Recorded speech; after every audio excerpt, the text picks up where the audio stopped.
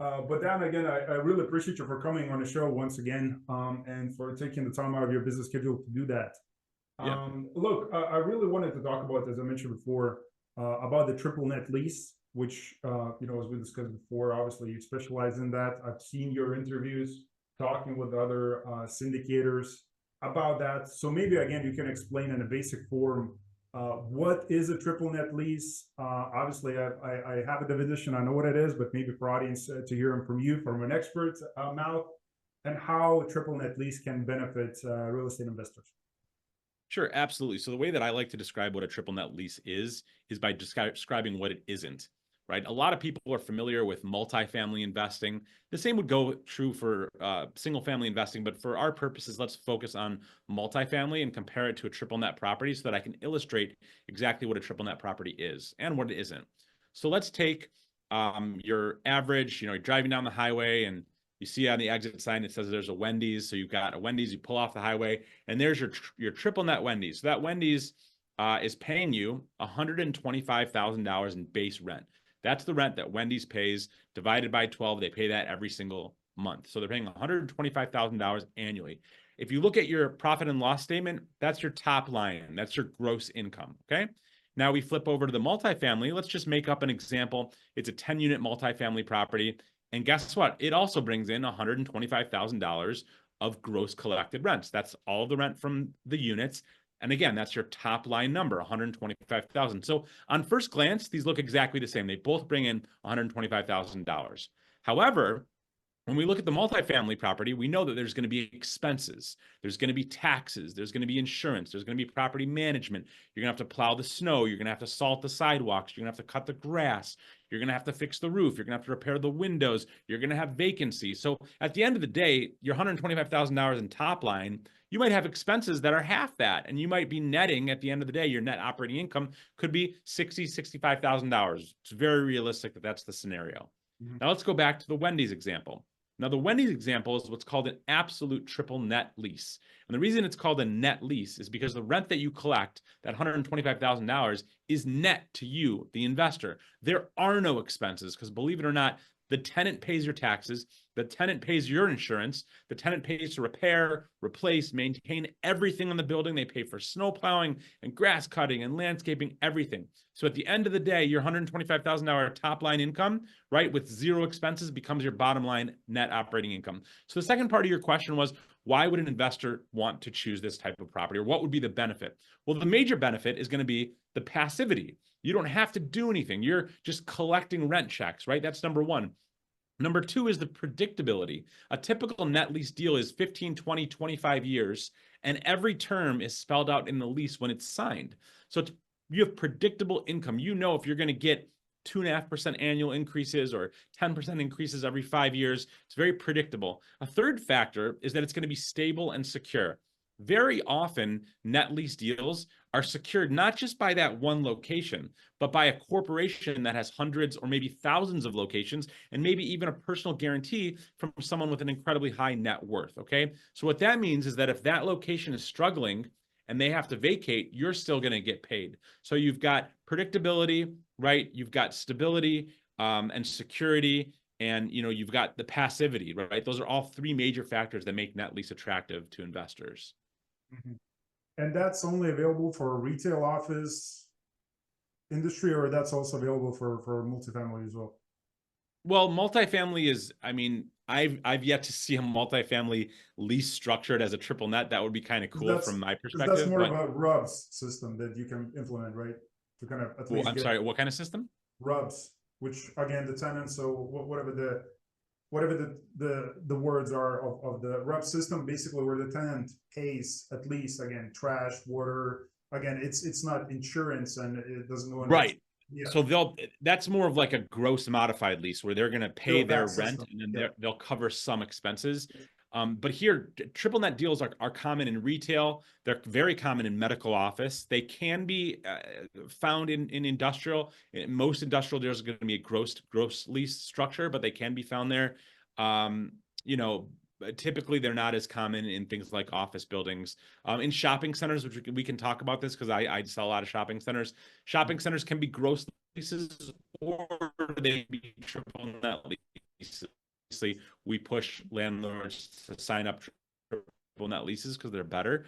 During the pandemic, that was maybe a tough time again for retailers, for shopping centers, for malls. Like how that situation now is changing, and obviously we're, you know, just demographics and people now tend to shop online, and whatever that is, even you know obviously not from US, but CVS, pharmacies. We even have that in Europe where people, medicine, clothes, anything when it comes to that, you know, you sometimes people don't want to travel. So how is that shift changing the retail industry, maybe specifically speaking about that, because I see you have a incredible amount of listings there when it comes to retail. So how is that changing, and is those investments are affected in some way, or the investor decision should be affected and it kind of counted when it comes to those type of changes taking place? Because right now we're hovering right around 4.1%, which is an 18 plus year historic low. Okay, so what's interesting is that the e-commerce giants, they only make up, I don't have the statistics in front of me, but somewhere between 15 and 18% of all retail sales. But we're a consumeristic society, especially here in America. I can't speak for Europe, but I'm sure it's very similar. And we like to shop. People like to touch things. They like to smell things. They like to feel things. They like to be in person, and they like the social experience of retail in person. So, what we're seeing also is that people don't recognize that the costs for the e-commerce retailer are incredible. The customer acquisition costs are very high. The return costs are very high. I mean, every item I buy on Amazon that I return, Amazon is making no money. They're losing money. They have to send that package back. Or it's a little more complicated with Amazon because they have their third-party system, but where they have, fulfillment by Amazon. But in general, a lot of retailers are saying, we want a different system. We want to buy online, pick up in store. Place your order online, then that way we can do everything behind the scenes, and then come do some curbside pickup or bring the item back to the store to return it. So, regular retailers don't have to deal with that because the actual customer, the consumer, comes to the actual place of business, buys the thing, and if they need to return it, they come and bring it back. So, retail is alive and well and strong and flourishing, even though e-commerce is also. So I think it's an exciting time. It's an exciting time to be a retailer, and it's an exciting time to be a retail investor, and it's an exciting time to be a retail broker. And how does the retail looking right now? Because obviously, I was looking at some statistics a couple of weeks ago in terms of the new units being built, which again, that building started early 2022, especially in US. Again, as I mentioned, I'm not from there, but as far as I was looking at the data, we're going to be looking at million units added to an ecosystem right now in an upcoming year, right? Which is a lot of units. What's the situation look like when it comes to retail? I mean, in terms of new properties being built and how that is affecting the current properties on the market. Yeah, so the media choose to focus on the sensational aspects of store closings.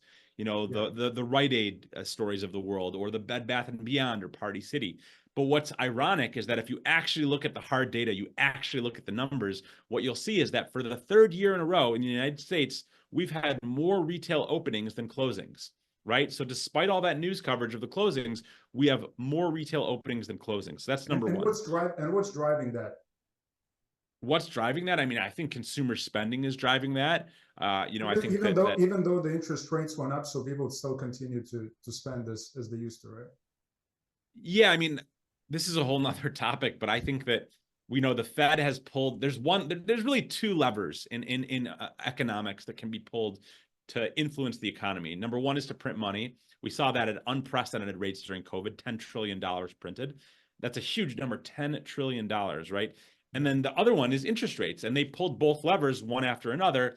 And what I think is incredible is that if you would have told me 5 years ago that would happen, I would say that the system would crash, the system would break, the system would fail. But really, there's been failures. You've got Signature Bank and, a few other banks that failed, but that happens, right? But all in all, I think the economy has been chugging along pretty strong. And now, as I believe they're going to decrease interest rates before the election, I think that if we see a downward trend for 1 or 2 or 3 cuts in a row, that's going to really just unleash incredible fuel on this fire that's churning, kind of smoldering beneath the ashes.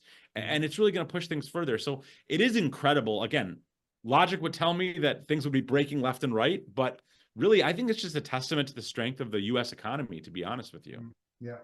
It is just going through another cycle, I guess, because the time is But looking. values, what's crazy is that values, especially in residential, values haven't plummeted the way that they should have. And this is to your point. I know we're talking commercial, but to your point, Well, the the value's reason they actually going haven't. up, right? Because again, we have now institutional, and that was a big conversation. And actually, somebody pointed out it's actually on not the BlackRock, Blackstone front website, because right now everybody's looking at U.S.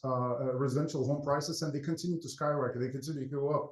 And again, the Wall Street and BlackRock is being blamed for some of it, for those prices going up. So Well, also the lack of supply. It's a complete lack exactly. of supply. Yeah. And we do have that. Here's the thing. Like let's take the same conversation and shift it back to commercial. Look at shopping centers across the country.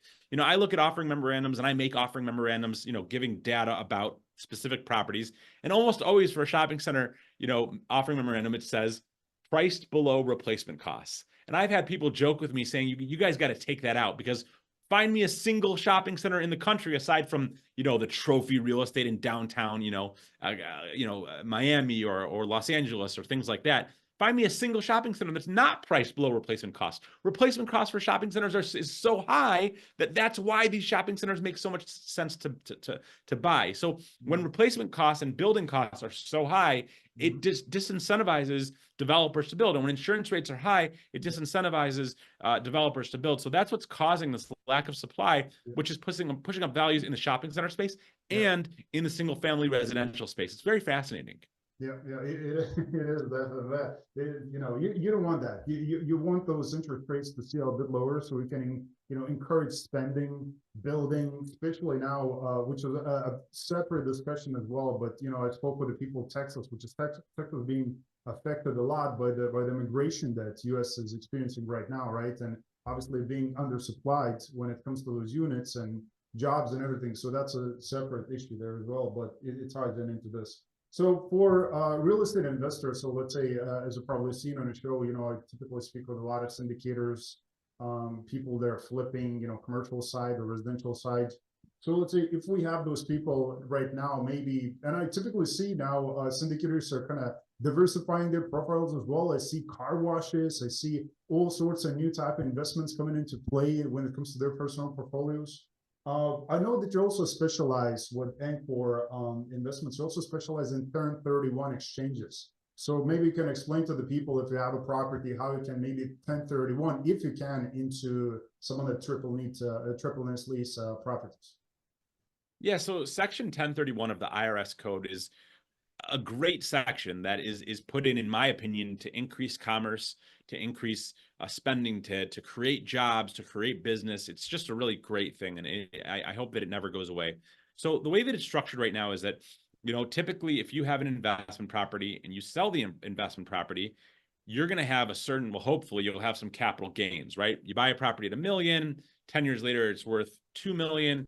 Now you've got a gain of $1 million. Obviously, if you put a new roof on the property for $100,000, now the gain goes down. We're looking at your net gain, not like a gross increase in equity. We're looking at your net gain at sale.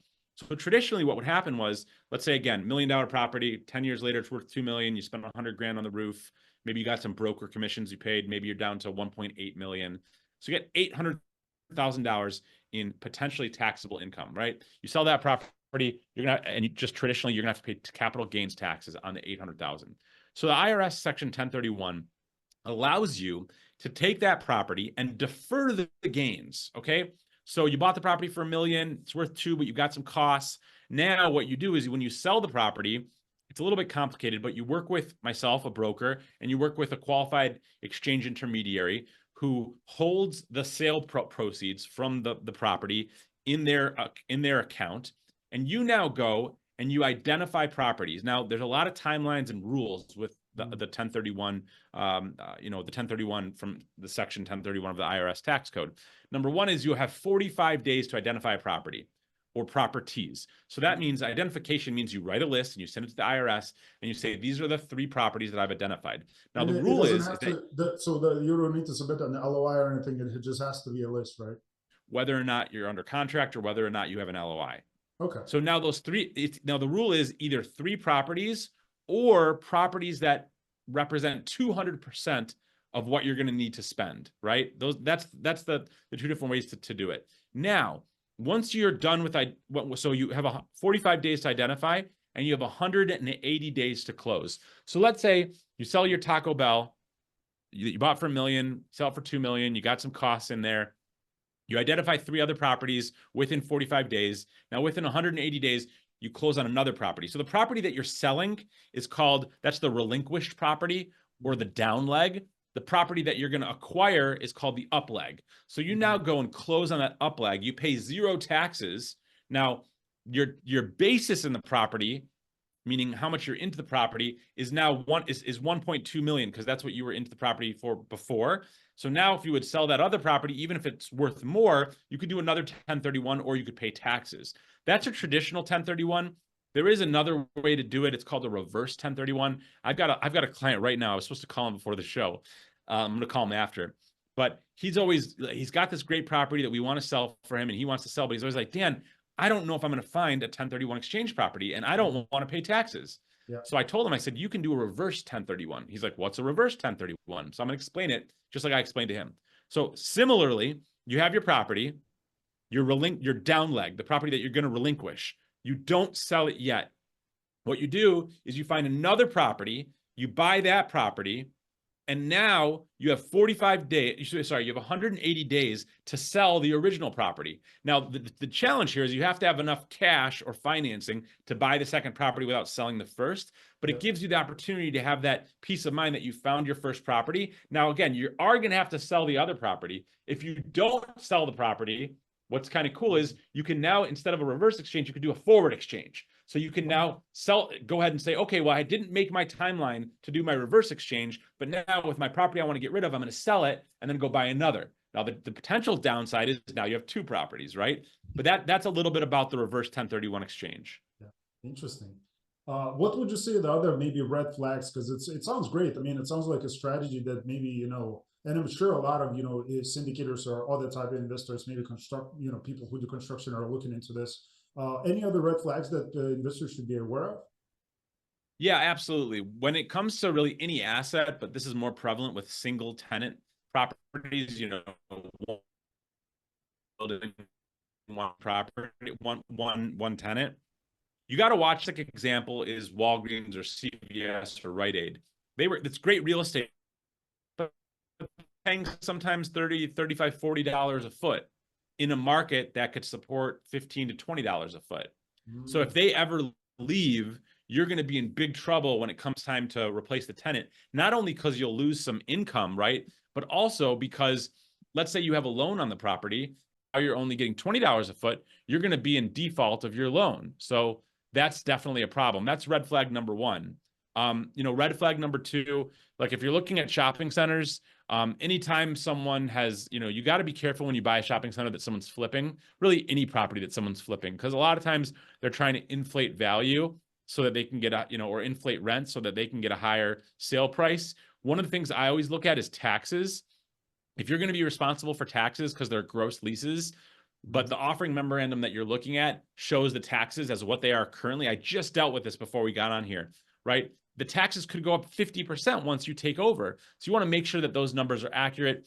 I would say a red flag is any broker that's showing you a deal based on pro forma numbers, not real numbers. That's a red flag you should look into more. And then, I think those are the major ones. Also, you want to make sure that especially if you have a single tenant net lease property, that the guarantee is strong, right? Here's a great example. I know I'm not going to speak the names of the properties, but there's a bunch of properties that have been circling the market for 6 months or 9 months. And essentially the owner did what's called a sale leaseback, which is where you have an owner operator, right? So they own the real estate and they're operating the business inside. Well, they say, I want to free up equity, so I'm going to sell the building and lease it back from the new owner. But keep in mind, the sales price is based on the rent. So oftentimes what these people do is they put irreplaceable rents, unrealistic rents. There's no way they're going to continue. And they have a weak guarantee. So they know I can cash out, sell this building for $4 million based on this inflated rent. I don't have a strong guarantee on the property. Or maybe the guarantee burns off after 5 years. So after 5 years, when the rent becomes so high that I just can't handle it, I'll walk away. That's a big red flag. I see, I see, I see. Maybe I'd like to come back for a second because I think for investors, obviously, it comes into play when it comes to making that investment decision. And obviously, you with your company, with Encore, can walk them through the entire process when it comes to triple net leases, of course. And that's what you're here for, right? Obviously, those details are going to be included for people to reach out to you. But now with the shifting demographics, and I was looking at the data a few days ago, that a lot of the markets right now, they used to be hot are getting cold, and vice versa. Right now, there are markets popping up that because of the demographics and the population growth in specific areas, because things are changing in the economy, everything is shifting. And obviously, you have those properties across US, right? Like multiple states, right? I All don't know over. how many states you have.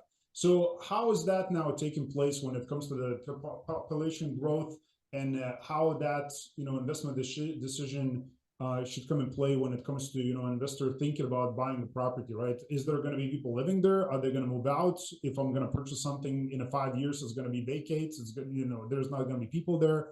Like, what's the concern, or maybe some predictions that you can give to us?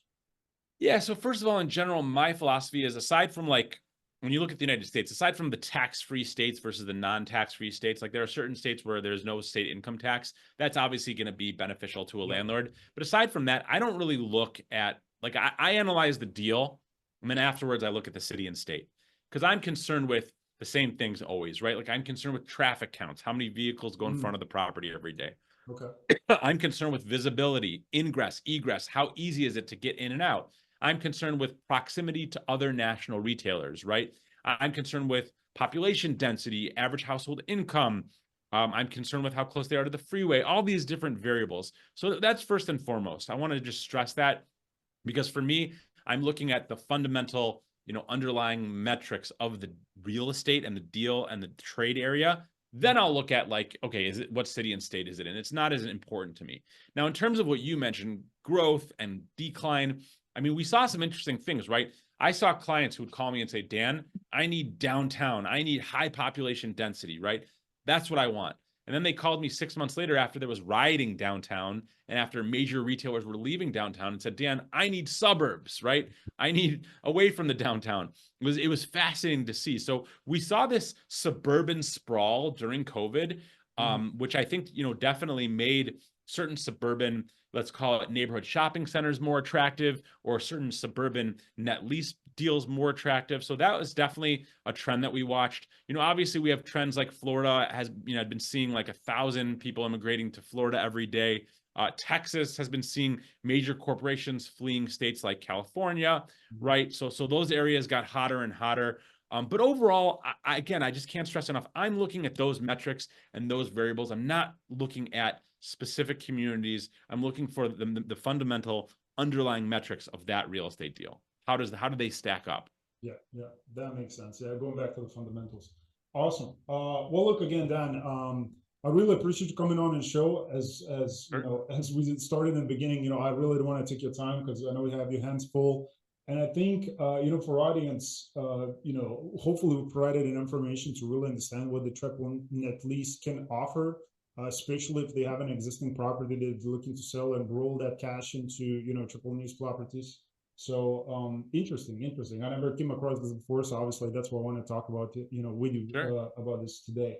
So again, thanks for coming on the show. For the people who are listening, or if you're watching the show, you can find the show notes together with Dan's company, Encore Real Estate Investment Services, and reach out to them. That's what I encourage if you have ideas, thoughts, questions about triple net leases. So thanks again, Dan, for coming on the show, and wish you all the best. This upcoming year as well, and next year as well. So thanks. Thank you very much. And yeah, if anybody wants to reach out, I'm on LinkedIn. I put out daily content on LinkedIn. You can, find me there. Dan is my first name. Lewkowicz is my last name. Lewkowicz. And if you have property you want to sell, or you want to know what it's worth, or you're not sure, or if you're new, you're an investor, you're a broker, you want to talk real estate, you need some advice or somebody to listen to you and bounce ideas off of, please reach out. I can give you my direct cell phone. It's 248-943-2838. Again, 248-943-2838. And I'd love to connect. That's awesome. First time I think somebody gave a phone number during the show. So let's make Dan even more busier. So let's do that. Sounds good. All right, Dan, I appreciate it. Cheers.